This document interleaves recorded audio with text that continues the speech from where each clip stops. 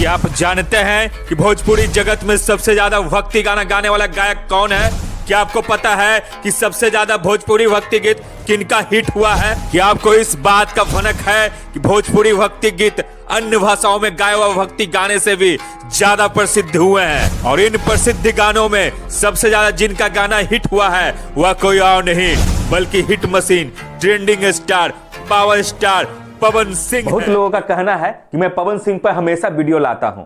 वह कॉल करके हमें सजेस्ट भी करते हैं कि पवन सिंह पे इतना वीडियो नहीं लाया करें, नहीं तो आपका फेसबुक पेज का रीच डाउन हो जाएगा। यानी कि उनका साफ साफ कहना है कि पवन सिंह का विरोधी आपके पेज के डाउन करने के पीछे लगे हुए हैं। तब मैं उनसे एक ही बात कहता हूं कि मैं हर एक वह व्यक्ति का समर्थन करता हूं जिनका कार्य करने का तरीका और जिनका कार्य मुझे पसंद आता है। ऐसे भी प्रतिभावान लोगों को रोका नहीं जा सकता है। आप जितना रोकने की कोशिश करेंगे वह उतना ही तेजी गति से, दोगुनी गति से, तिगुनी गति से आगे बढ़ेंगे।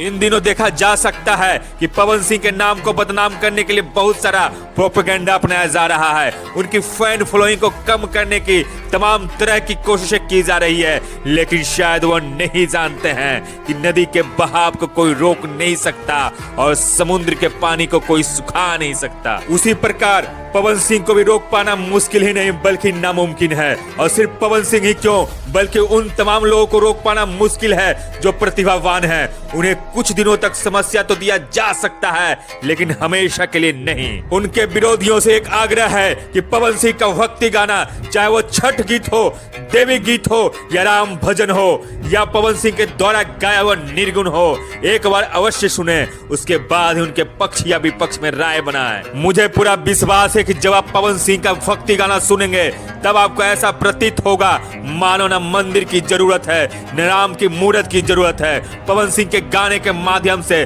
साक्षात भगवान का छवि आंखों के सामने घूमने लगेगी। जिस प्रकार से छठ गीत शारदा सिन्हा से बेहतर कोई नहीं गा सकता है, उसी प्रकार पवन सिंह का भक्ति गीत, देवी गीत, यहाँ तक कि छठ गीत का गायन वर्तमान समय में भोजपुरी में उनके सामने दूर दूर तक कोई दिखाई नहीं देता है। और साथ ही उनके गानों के माध्यम से सनातन संस्कृति का विकास होता है। पवन सिंह अपने गानों के माध्यम से सनातन संस्कृति का उस समय से प्रचार कर रहे हैं जब सनातन का लहर शिखर पर नहीं था। उस लहर के विपरीत जाकर भी सनातन के लिए अपने गानों के माध्यम से प्रचार किया और विस्तारित किया। लोग जुबिन नौटियाल का तो नाम लेते हैं लेकिन पवन सिंह का नाम लेना इसलिए सही नहीं समझते क्योंकि पवन सिंह बिहार के हैं और बिहारी से सबको दिक्कत है। नहीं तो जरा सोचिए, एगो काली माई बारे हमर गांव जैसे गीत से सिंगिंग करियर का शुरुआत करने वाला गायक को कभी भी उसे उस प्रकार का प्रतिष्ठा नहीं मिलता जितना बॉलीवुड के गायक को मिलता है। उनके द्वारा गाया हुआ कुछ प्रसिद्ध भक्ति गाने इस प्रकार है।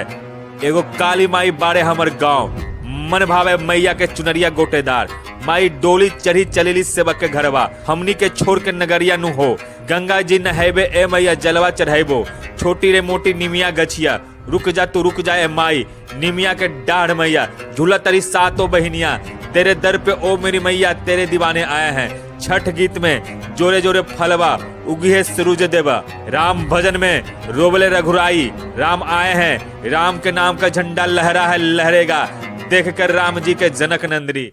और इन गानों में पवन सिंह का नहीं लोकगीत का जिक्र किया हूं, नहीं श्रृंगार रस के गानों का और नहीं सैड सॉन्ग का।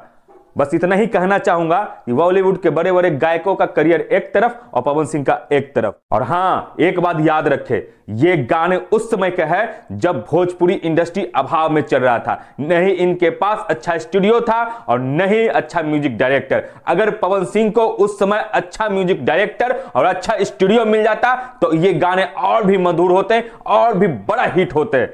और अंत में जाते जाते इतना ही कहना चाहेंगे, अगर आप पवन सिंह का समर्थक हैं तो लाइक करिए, कमेंट करिए और शेयर करना न भूलिए। जय हिंद।